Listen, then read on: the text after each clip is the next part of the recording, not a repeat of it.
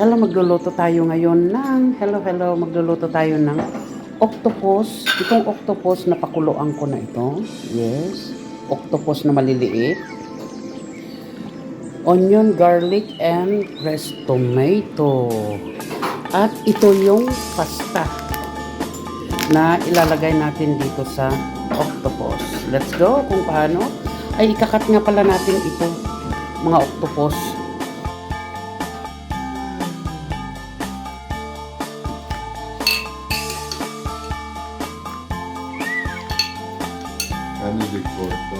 Yes. Recording. Ganito kaliliit.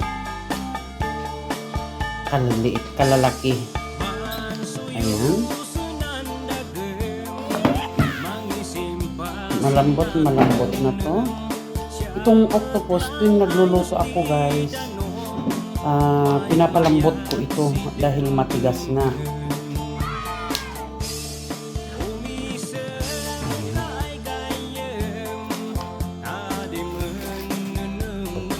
Ayan, nakat ko na. Ganito kalalaki guys ang paghihiwa ko dahil hindi naman pang restaurant, pang sa amin naman. Ayan, maglalagay na tayo ng oil. Always use olive oil.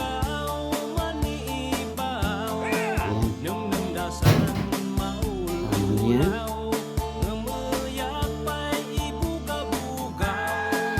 Lagay na natin ang onion.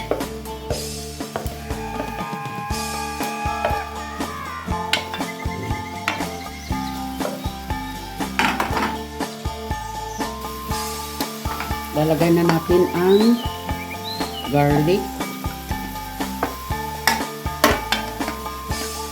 3 leaves of laurel and 1 stick of cinnamon.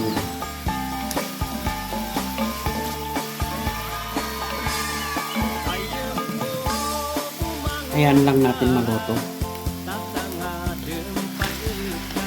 Tomato fresh. Ayan.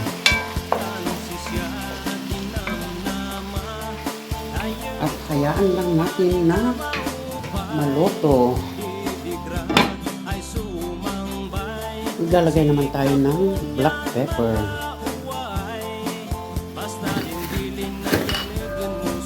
At saka kunting asin.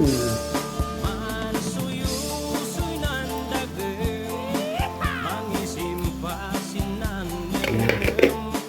Kasi yung lalagay kong sabaw ay yung pinagpakuluan ko. Kaya kunti lang kasi maalat yun. Ang octopus guys ay maalat. Ayan. At ito naman ang aming salad broccoli na kapartner nito. Octopus with pasta and broccoli salad. Ayan ang aming salad. Broccoli, patatas, at saka carrots. Boiled yan. Boiled. Ayan guys, ilalagay na natin ang octopus.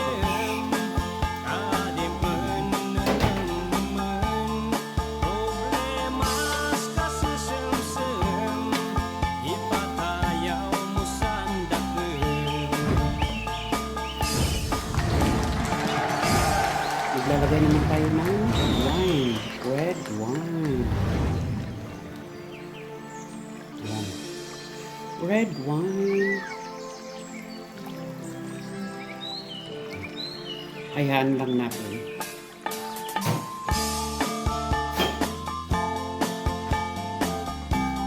Para sisingaw yung amoy ng wine.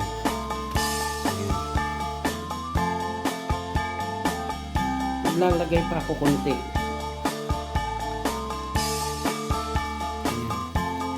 Yan po ang secret ng pagluluto ng ganito para mas masarap.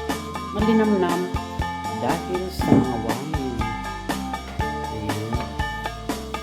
Ang bango-bango kaya. Tikman na lang natin mamaya pag may timpla na. Ayan.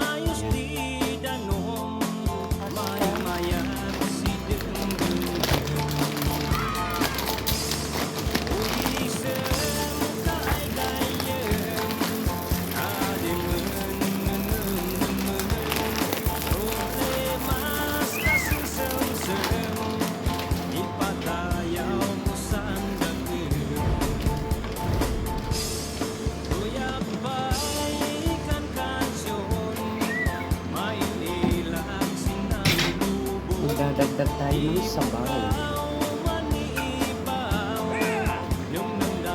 Itong sabaw na ito, yung galing sa pinagpakuluan ko ng octopus.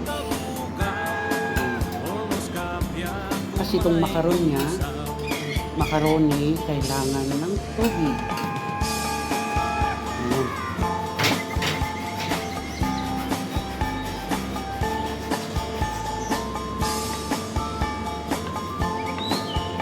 Ayan, may sabaw na.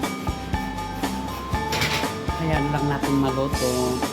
Ayan guys, ready na. Ready na. Oh. Kaya, ready na. Oh. Kaya pwede nang ihain ang pagkain ni Mister. Ito po yung pagkain namin today. Octopus with pasta. Yummy, yummy. Bye-bye. Thank you for watching. Bye-bye you.